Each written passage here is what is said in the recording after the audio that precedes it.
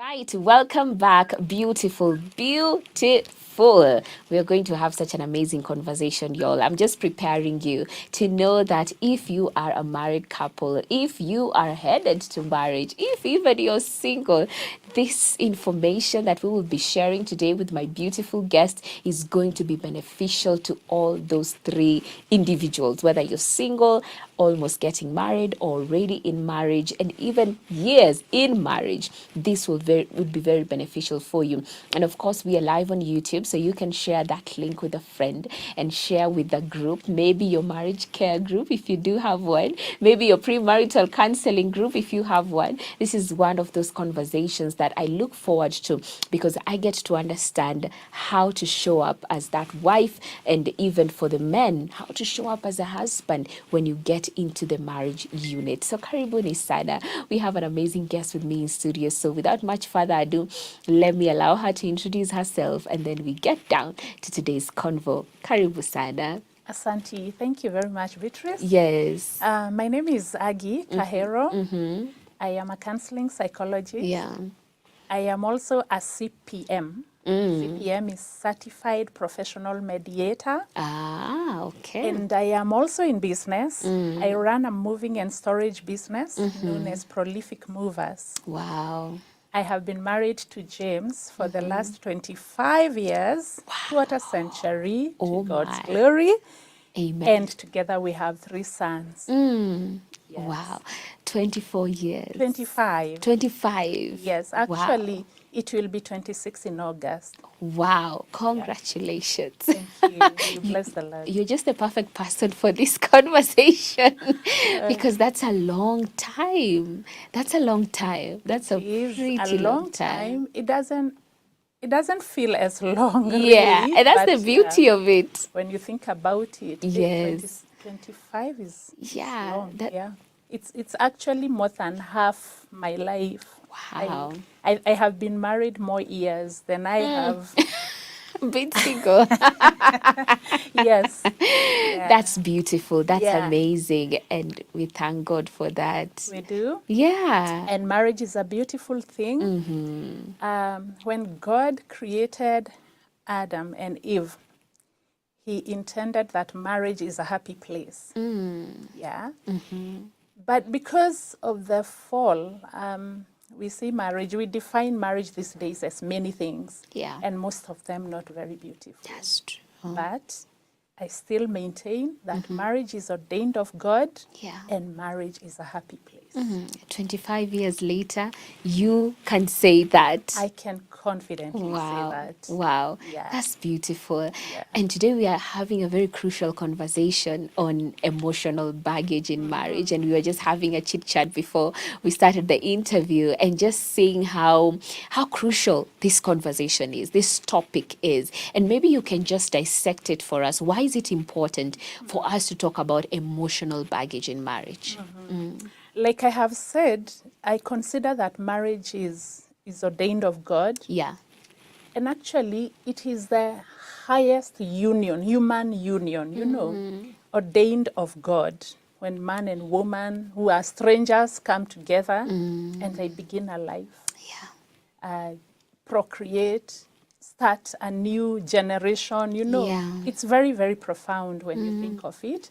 And no wonder the enemy is really working hard to destroy marriages. And I like the topic for today because it is something that is very pertinent, if I would say. Many people, not only in marriage, but everywhere, we are walking around with emotional baggage. Yeah. And probably I should first define what emotional baggage is for the sake of that person who's wondering, emotional baggage, what is that? Yeah, I would say that it is anything and everything that happened at any stage in life, but you have not dealt with it. So it continues to play around in your different aspects of life and in our context, of course, in a marriage relationship. And this emotional baggage could be a result of childhood pain, maybe the experiences you went through as a child, and along the way, they were never dealt with. No one addressed them. Even you yourself did not address them. Yeah. Or it could be some trauma. Something happened and you still have not addressed. Yeah. Or it could be any other stressors, any other stress from life events. Yeah. So all those things can really, really affect a marriage relationship, because we have said it's the highest form of union. Yes. And you see, two become one.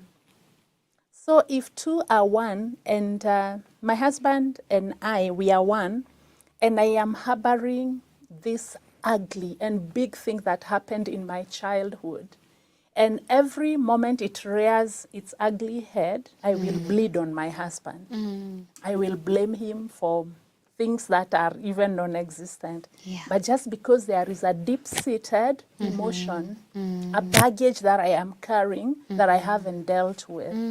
Yeah. Wow, that's a very beautiful way to put it.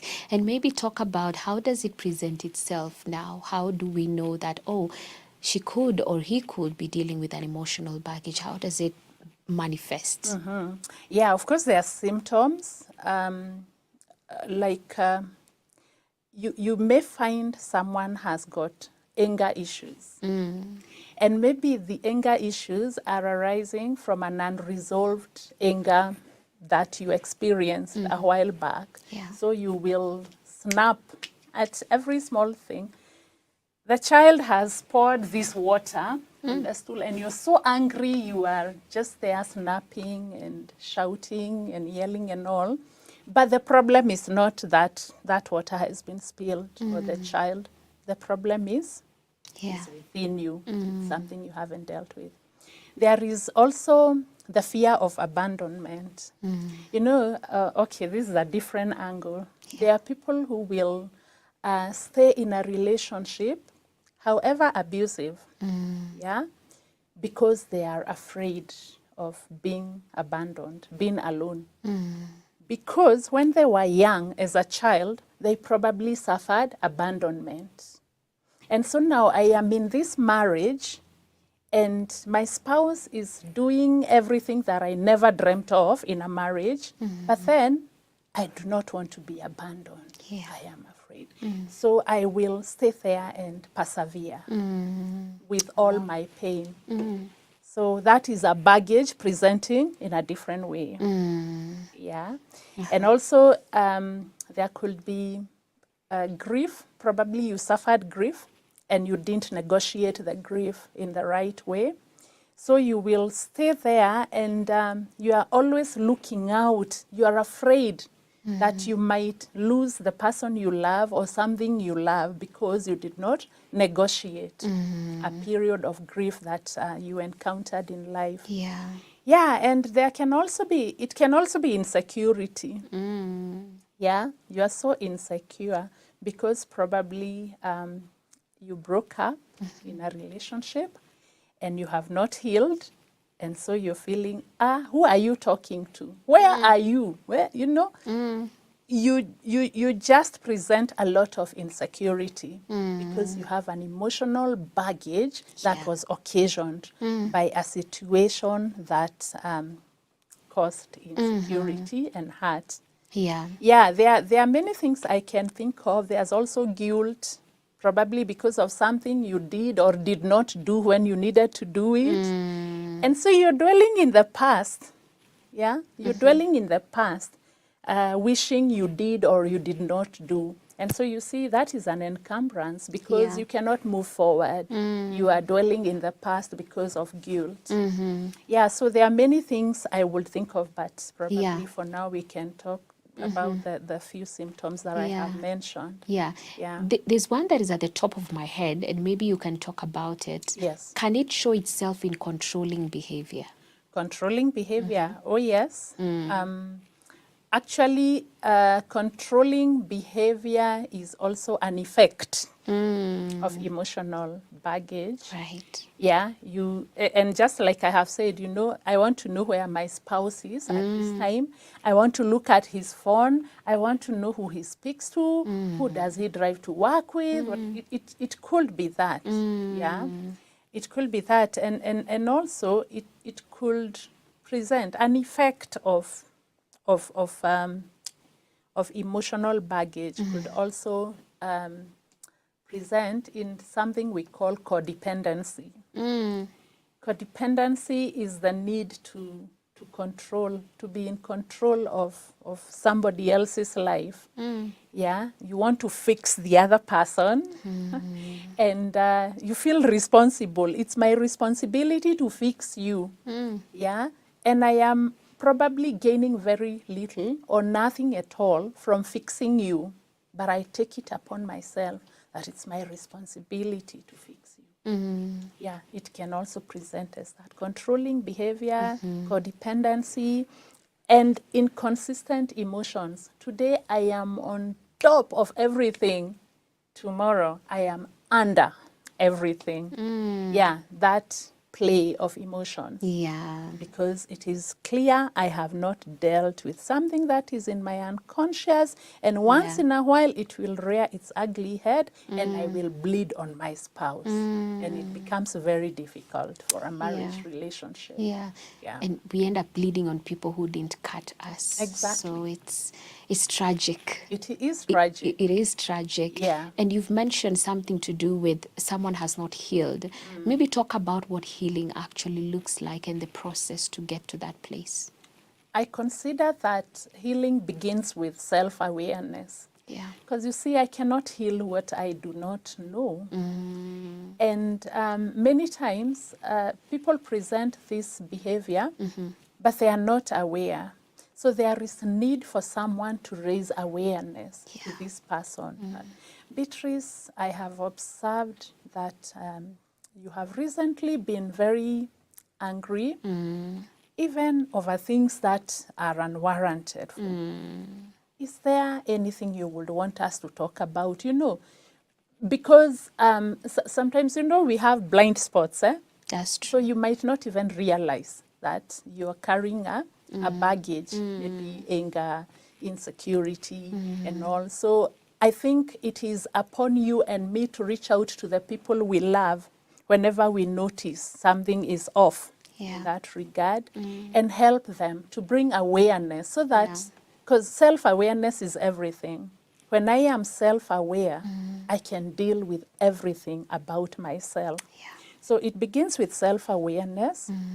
Yeah, and once you become aware, you can now either speak to a friend, you can speak to family, or you can just work on yourself. You know, there are sometimes when you become self-aware, you decide, I am going to work on myself. I am going to do 1, 2, 3. I am not going to do 1, 2, 3 because I am aiming at getting to this particular goal.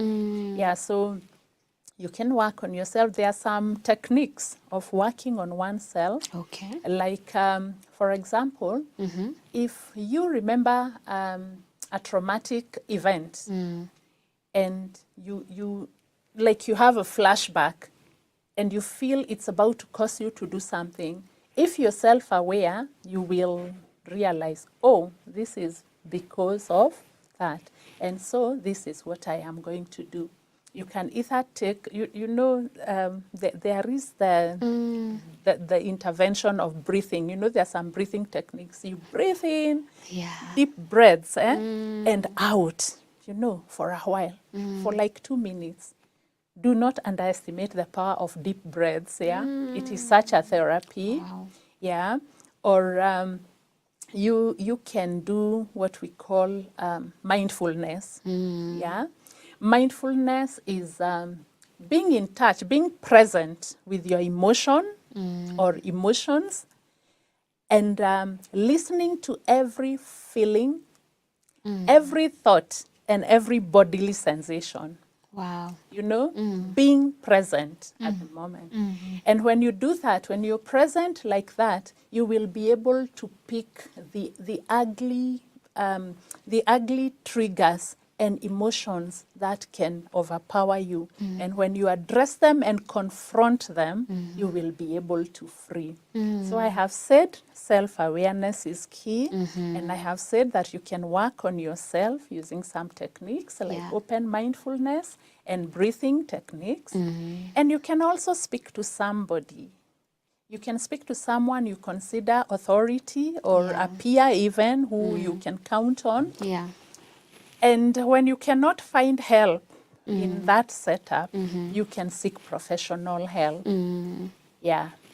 Wow, that's amazing. And even just bringing to light what the whole aspect of self-awareness, like you really may not even know. Yeah. And this is happening. And now I'm looking at the spouse now, you know, who is in marriage and with this lady or husband who literally doesn't not even know what they are manifesting. You know, they just think, maybe I just have anger issues, but they don't know that it's stemming from somewhere. If maybe now we're looking at the angle of the partner, in those moments, how can they help their partner? How can they, you know, not also lose it? Because it can also happen. So how do we balance the two? Yeah, it's very easy to lose it with a spouse of someone who is manifesting all emotional baggage on you. And sad to say that some of these tendencies present themselves even when you're dating. But because, Beatrice, you're so much in love, you paint the red flags pink, you know? Because, you see, if I have issues and my spouse, my husband-to-be, notices, we can help each other even before we get into marriage. Yeah. Because, you know, in marriage, we usually say it's when all the masks fall. So if I was trying to be very nice, now in marriage, the masks fall. And so it can be very, very difficult to a spouse. But like I said earlier, I think you, the spouse, are the one to call your spouse out. That I think something is not right. Yeah. I have noticed 1, 2, 3. And I am thinking we need help. Yeah. And suggesting help. Okay. I know there are some spouses who will not hear of it, which is really sad. But because you're already in this marriage union and you desire that it works, and marriage is ordained of God. Marriage is of God, and it's a happy place. But now, because of emotional baggage, it becomes a toxic place. Yeah. So because you want to turn the marriage around, of course, you can pray, you can speak to this person, and you can speak to a higher authority if this person, if your spouse is not listening to you, or if they are not open to discussions and help. You know, even like the way the Bible says that when you have a dispute, speak. If it's not working, bring a third person. Yeah. You know, that progression. And I think it would be the same even in the case of a spouse who is harboring emotional baggage. Because you'll not only bleed on your spouse, you'll bleed on your children. And you know, sin has a way of graduating, yeah? Yeah. And if I am, I said sin because I consider that those baggages, if I am not willing to cast them away, I am just harboring them, you know, they will lead me to sinful tendencies. That's true. Yeah. And it has a way of graduating. Yeah. Yeah. Today, it may be that I am having anger outbursts. Tomorrow, I may slap you. You know, the other day, I might pick a knife. It can just go graduating like that. Yeah. So emotional baggage needs to be addressed. And I speak to you who is not understanding what is happening to yourself. And your spouse has been trying to speak to you and tell you, can we talk about this? I notice 1, 2, 3. Can we address? I beseech you, please find help, get help, because it can only graduate. And it will, it can even end up in mental health challenges, and it will not leave you at a good place. Yeah. And we thank God we are in a season where therapy is being talked about mostly. Maybe just talk about the importance of not just when you realize that there's a problem, just actually seeking therapy. Is it something you'd actually vouch for, whether Absolutely. or not, you're drowning? Absolutely. And not just because I'm a therapist, but because I know that therapy works. Yeah. Okay, but let me put a caveat. Therapy only works on you if you are willing to get help. Yeah. Yeah. So if you are pushed to look for therapy and you're not willing yourself, it might not be helpful. But if you have come to a point of saying, yes, I accept, I need help, then help is available. And actually help is usually closer than you think. Yeah? And like you say, these days at least there's a bit of embrace for therapy. Yeah. Well, there's still quite a stigma, but at least I find that most people, especially the young generation, by the way, they are really looking for therapy. Like the Gen Zs, I hear even in campuses, when you try to talk to them, there's a lecturer friend of mine who was saying, they usually look at you and tell you, I think I need to speak to my counselor. So I think that generation will give us therapists. A lot of them will keep us busy. Yeah, but therapy is key because therapy helps you to, to align and to realize the challenge and engage change. Yeah, to change, you change perspective, and so you facilitate change. Yeah, and therapy will also equip you with coping skills. Coping skills for the things you are experiencing. Yeah, because a healthy client-therapist relationship is able to call out a lot from the client. You see that the therapist is trained to read even the non-verbals. Yeah, what you are not saying with your mouth, but I can see what you are saying because of how you are presenting yourself. Yeah. So it is in that setup that the client gets coping skills, to deal with the stressors and the issues at hand. Yeah, and also there is empowerment. Yeah. In therapy, there is a lot of empowerment. You know, therapy is not solution giving. Yeah. If you go to a therapist, they are not going to tell you do the do's and don'ts. No, they will not give you solutions. They will call out those solutions from within you because they are within you. They will empower you to bring out the solutions to the issues that you are handling. Yes. Wow, that's really good. And I remember when I went to my therapist too. Oh, you have been? Yes, I have been. Yeah. Yes, and she told me that the journey to self is the longest. Don't stop walking. Yeah. And I think I've held that in my heart for so long. Yeah. And what I realized, by the way, even as someone who has gone through therapy, is that once you have had such a session, and when now some behaviors start bringing themselves, I'm able to sit and ask myself, where is it coming from? Yeah. Then I'm able to more of trace the breadcrumbs to where it's leading to. And then I'm like, oh, I think this is it. But if I never went for therapy, I would not even have the mind to say, this is something to do with me, within me. How do I trace back to myself? Yeah. So I think what you're saying is very important, because I didn't go there because I was having a crisis. And I realized, oh my, if I didn't come here the time that I did, the future probably would not have been so good. Yeah. And I see it's 32 minutes past 8, so we can take a short break, a short breather, even as we continue to download this heavy wisdom and nuggets that my dear Aggie here is pouring out on this table. I'm very much excited. We're gonna sip some of our Eden tea for a minute, and then we'll be back after the break.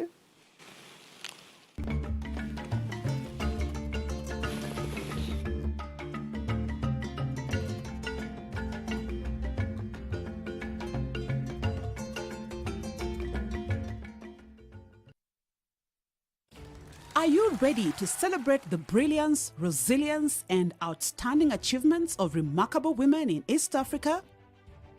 Hope Media, in partnership with BH Media Agency, brings you the East Africa Women of Excellence Awards Kenyan chapter. The East Africa Women of Excellence Awards Kenyan chapter aims at celebrating and honoring the unsung women trailblazers and the change makers in various fields of influence.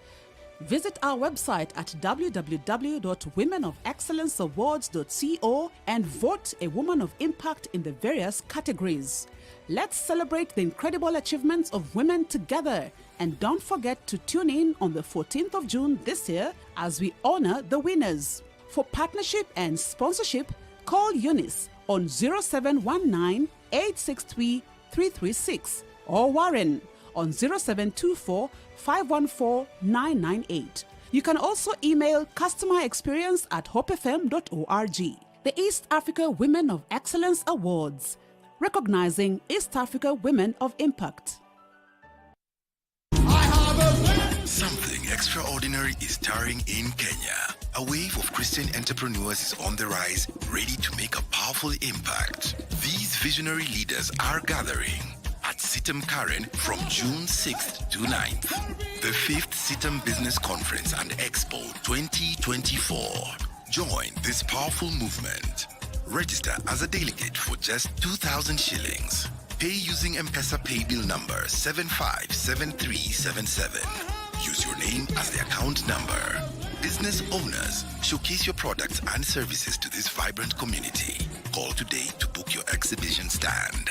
Proudly brought to you by Sitam Business Forum and Kingdom Bank. It's a platform to connect, share ideas, and break through financial barriers. Be a part of it. Call 0718-229390 or visit our website cbf.sitam.org. Thank you for choosing Hope TV, the channel that brings you hope, entertainment, and inspiration. We value you and would like to serve you better. Talk to us by scanning this QR code on your screen or go to our social media page at Hope TV Kenya and click on the survey link by the name Hope TV Survey. It will just take a few minutes but means the world to us. We value your feedback. Hope TV, look and live.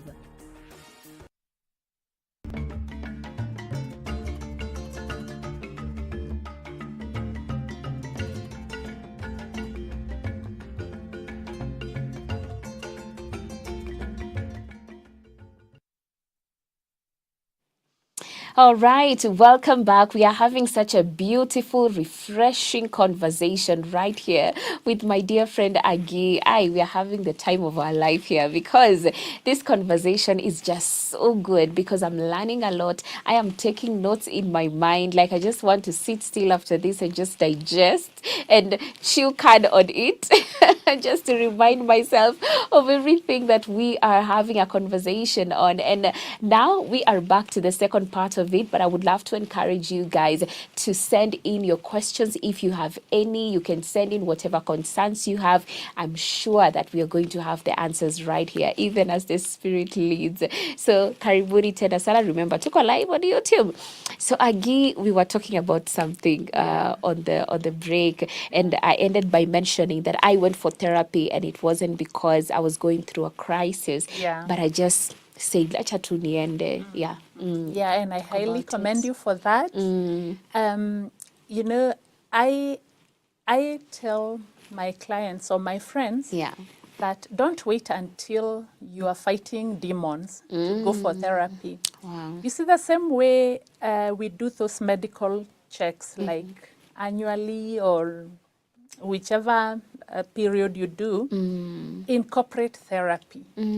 See a therapy just because, you know, just because. You see, you have told us that you felt empowered, and when a situation came, you were able to remember some of the things that the therapist said, and so it was easier for you. So I recommend therapy as part of self-care. Well, self-care is another whole topic on its own. But I recommend therapy as part of self-care. Yeah. That's beautiful, because in this new age, self-care is I'm going to do my nails. Yeah. We take care of the The outward, physical. the physical. Yeah. We forget that if inside it's a mess, Yeah. it will come out It does come out. one Yeah. way or the other. It does come out. Yeah. Yeah. So it's part of self-care. I personally also once in a while do therapy. Oh, wow. Yeah, because you see, I see clients, Yeah. and sometimes you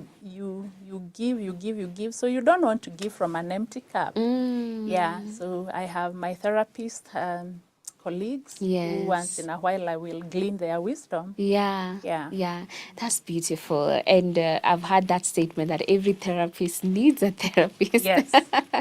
So that's good to just debrief. Yeah. Yeah. But there's a question I see here about can emotional baggage go on its own? Like, is it this statement, time heals all wounds? Is it a misconception when it comes to the topic of emotional baggage? I say no. It cannot go on its own. Time heals. I don't think time heals everything.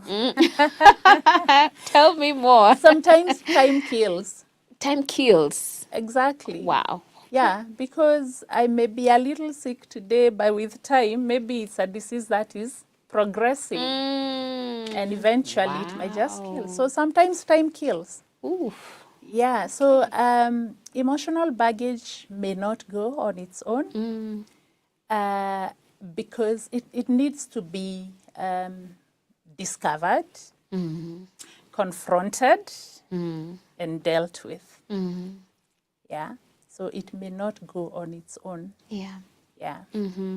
So, and then now when you start maybe the healing process, because there's also that I've gone to a therapist. Okay, I personally, you can go to a therapist, you've dealt with a particular issue, but then at a certain time it comes up again. So it feels like it's not linear, but I'm going in circles. Like, maybe talk more about that and what should be the attitude of someone. They've gone through the healing, they've gone through the therapy, but they still feel those emotions. How do they reconcile and deal with it? Beatrice, I would say that, therapy and healing is a journey rather than a destination. So it's a journey you keep going. And just like our bodies, allow me to use that example. Yeah. You see, the fact that you have been treated for homa or malaria or whatever doesn't mean that you will never be sick again. Yeah. But it may mean that your body has gained immunity, so it may fight better next time. Right. Yeah. Right. So the same with therapy. Yeah, you go for therapy, you begin your healing journey. But remember the caveat I put, you have to be willing. Yeah. You have a big role to play. By the way, client therapy, the client has a bigger role to play. Because you have to determine that I am getting out of this. I am getting healed. But in the process and in the journey of finding yourself and getting the healing, if you realize that there are relapses here and there, it's not time to be discouraged and to say, no, I don't think I will ever manage this. No. Yeah. It is the time to utilize the empowerment that you have received from therapy Right. to deal with whatever relapses that you are going through. Because relapses may be there, Yeah. but they may not be there to stay.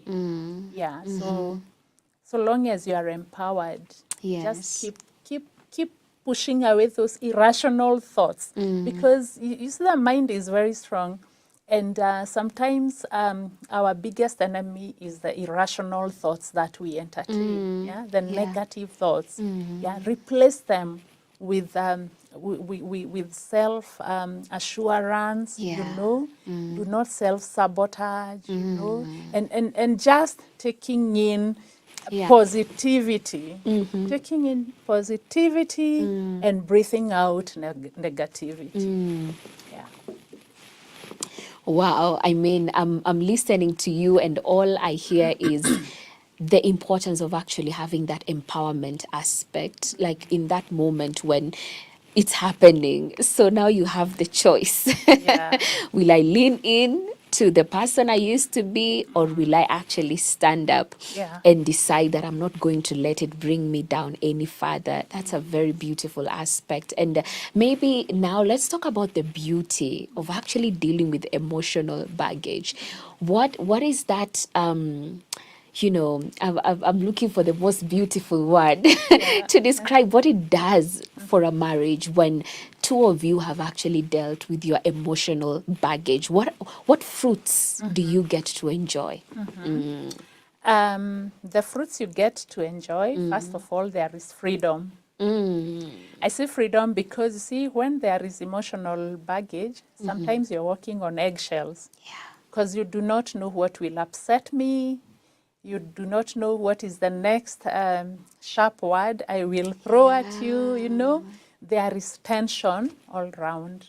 But once we have dealt with our emotional baggage, there is freedom, there is peace in the home, and there is beauty. Yeah, and of course there is future.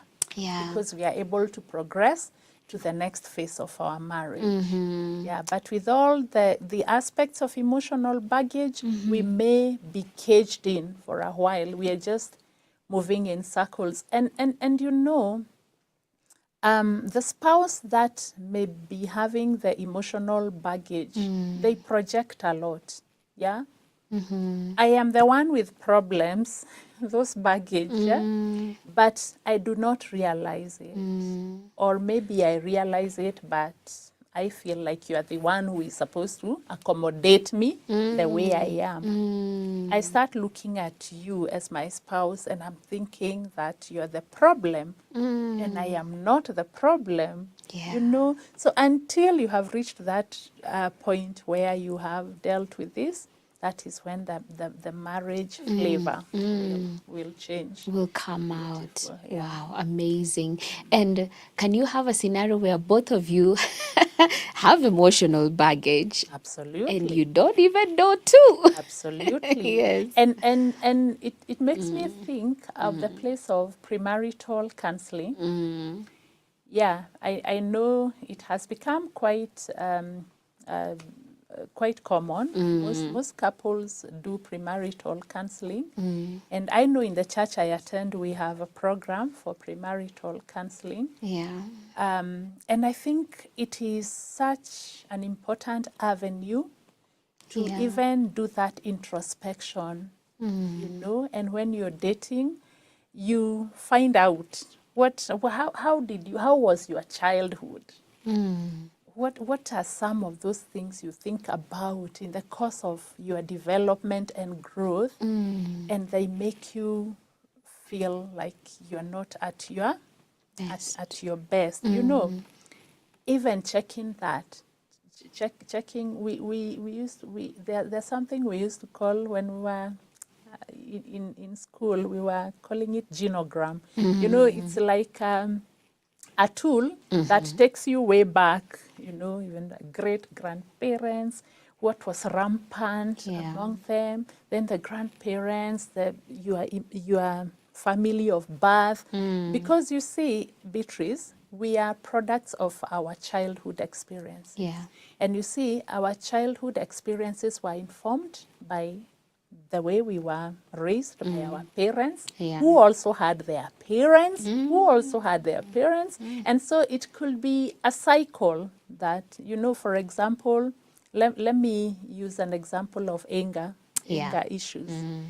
And you probably have heard someone saying, hey, that one, they have such anger issues. It's just like their grandfather. That's how he used to be. And you know, it could be. It could be that is what you inherited because the environment you were brought up in was full of anger triggers. And so even your parents had issues with anger. They were passed on to you. Yeah, because that was the environment that you grew up in. And I have even forgotten where I was going with that.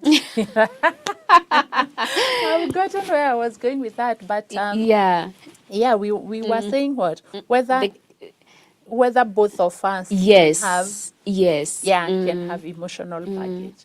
Yeah, so what I meant is that in the place of premarital counseling, Yes. I think the upcoming couples, these are things they need to address. They need to find out, do you have any baggage? What is your view of this? And you see dating, the importance of dating is also knowing somebody, their strengths, their weaknesses, what makes them snap and all. Yeah, and that will be a perfect opportunity to explore each other and see what emotional baggage you might bring into the marriage, so that you deal with them before you enter marriage and start bleeding on each other without a way of escape. Yeah, so that if you realize that with this emotional baggage we cannot even form a marriage, we are better off not even getting in. Because a broken engagement is better than a broken marriage. Absolutely. Yeah. And maybe now, even as we wind up, for those who are in the deep end, you know, and they're watching us this morning and they feel, oh my, we both have emotional baggage. We did not talk about it. We maybe did not have an opportunity to even unearth all these things that we have gone through. What can they do to get back up again? Imagine it's never all lost. I will say it's never all lost. Yeah. You know, begin with just a baby step, you know, because now we have raised the awareness that what you could be carrying is emotional baggage.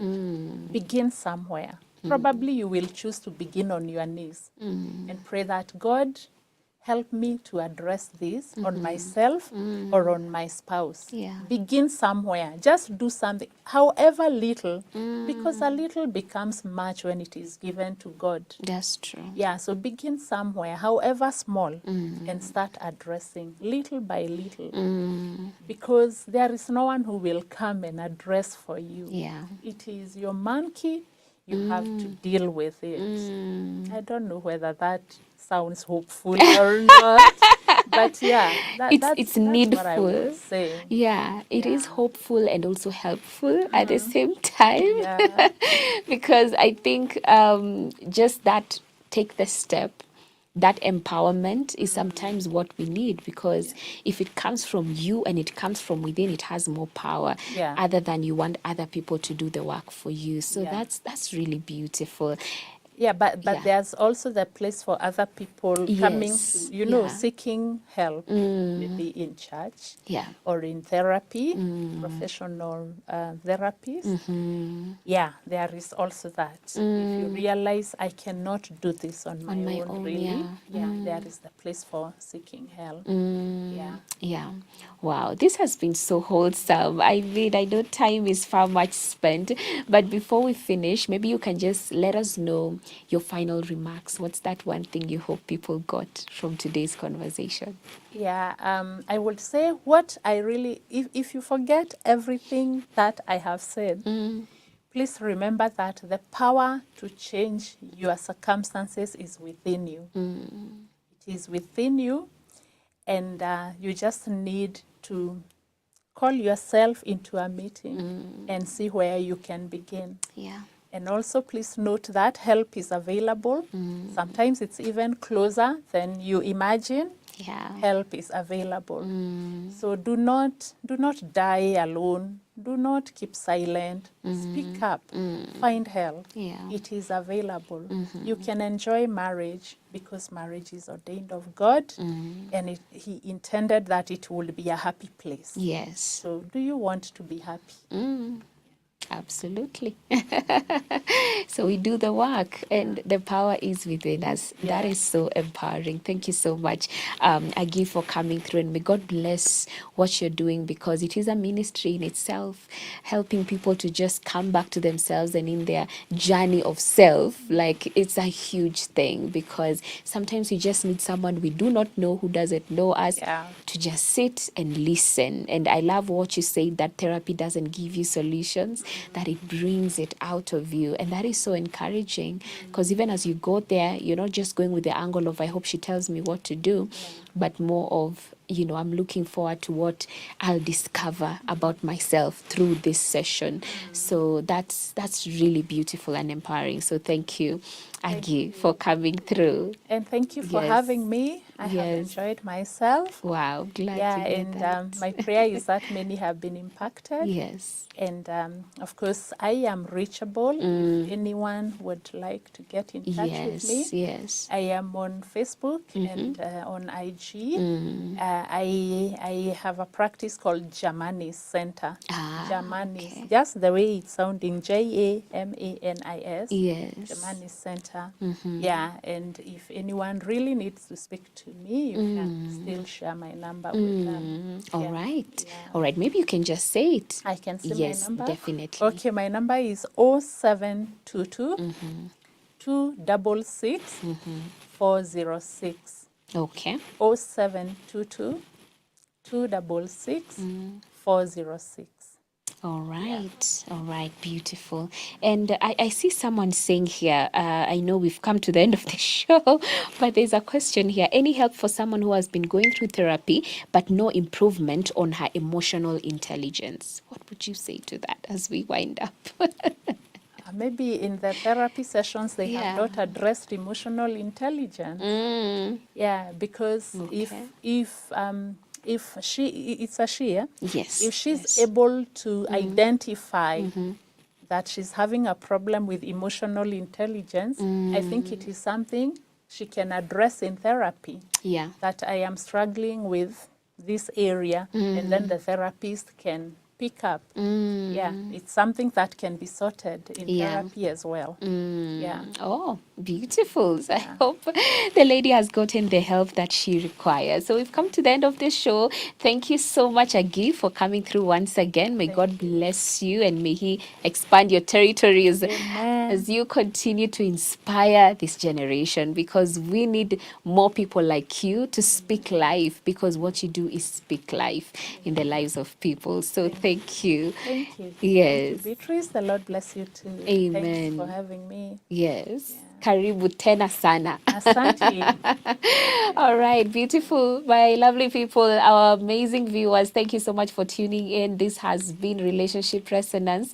And of course, the conversation of the day today was one that many need, not just the married, but even those who are single, those who are in dating, those who are almost getting married. This is information that is timeless and it can apply to anyone and everyone. My best takeaway has just been, it's within you. Take your stand and literally know that that power is within you to change your circumstance, and also seek help.